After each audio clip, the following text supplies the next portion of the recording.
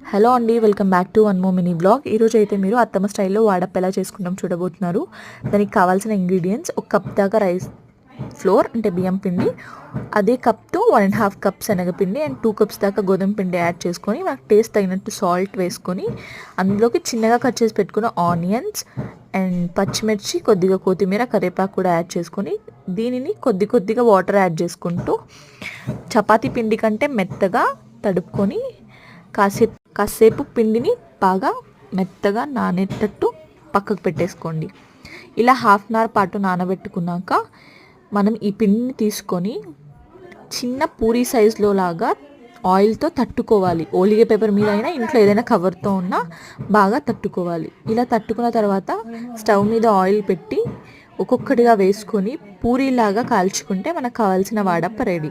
ఇది చట్నీలోకి కానీ ఉట్టివైనా బాగుంటాయండి. Thank you for